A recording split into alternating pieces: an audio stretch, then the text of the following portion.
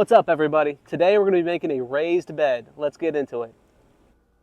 All right, to make this super easy raised bed, all we're going to need is one 2x2 and 8 boards.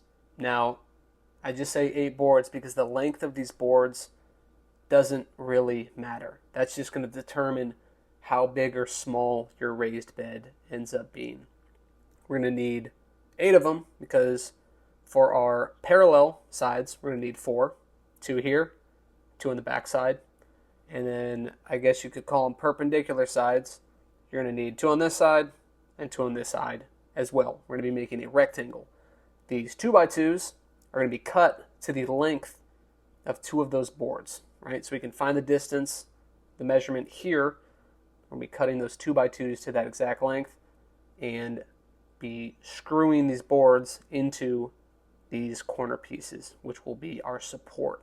Now, this structure does not need to be the most durable thing ever, right? You can use nails if you want to. You can use a couple of screws. It doesn't really matter that much because the weight of the dirt is going to be resting on the ground. Our structure is just holding it together. Super easy. We're going to take a quick pause on the build to talk about a mistake I made.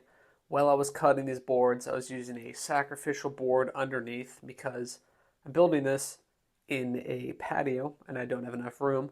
So I had to cut it on my workbench with that sacrificial board, but I did not set my saw depth correctly. So I cut right into my workbench. So if you're making any types of these cuts in small spaces where you actually need to use a board underneath to cut into, just make sure you're not cutting into your own workbench because you'll feel like an idiot like I do. All right, everybody, here we are in the kitchen of our 2-bedroom apartment. Just goes to show that you can do a project like this anywhere. Now, where you're going to put this raised bed afterwards may raise some questions, but it's not important. So we're trying to figure out right now how to put these pieces together, right? We're joining these 4 boards with this little, corner mount that's kind of keeping everything together. Nothing needs to be too load bearing because it's all going to be on the ground, right? The dirt's just going to be resting on the ground. We're just keeping it contained. So let me take this mic off. All right. There we go. We're doing this for the first time live. Hopefully you can hear me. So what we're doing here is lining up these pieces with the clamp, all right? So we're using this clamp almost as a third hand to help us out. So, lovely camera woman, if you'd come around to this angle over here.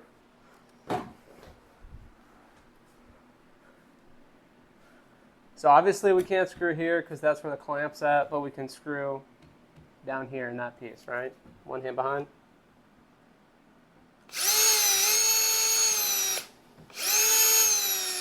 Bet that sounds incredible on this little mic. Take a screw. We're going to be able to put it in now.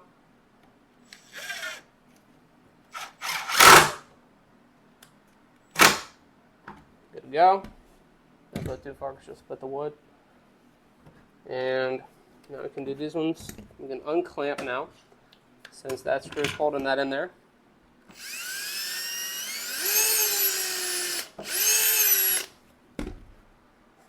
Now we can put in another screw.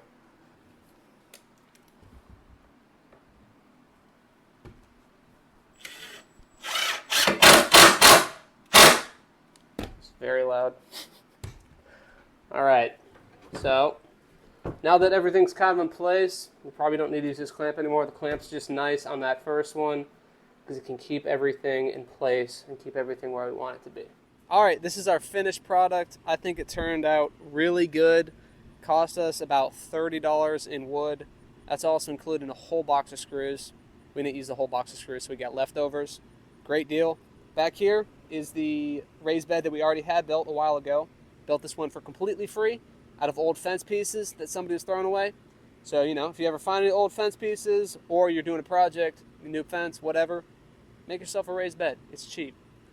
So, next thing we got to figure out is how much dirt we need for this raised bed.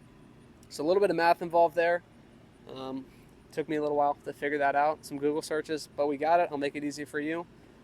Back in algebra class, length, maybe that's geometry, length by width by height. That's going to find our volume, right? So we're going to take first the length, ours is 70 inches. We're going to divide that by 12. That's 5.8, round up to 6. Doesn't really matter. We're going to do the same with the width and the height, multiply those three numbers, and that is going to give you your square footage, cubic footage. The cubic footage of this raised bed is 15 feet of cubic footage. So we're going to need 15 bags of soil. Now, if those bags are 3 or 4 cubic feet, do the math on that. But if we're using 1 cubic foot bags, that's going to be 15 bags of dirt. Throw in some fertilizer, and you're good to go.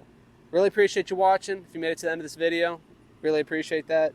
It's the first one we've made. I'm going to see where it goes from here. Thanks for watching.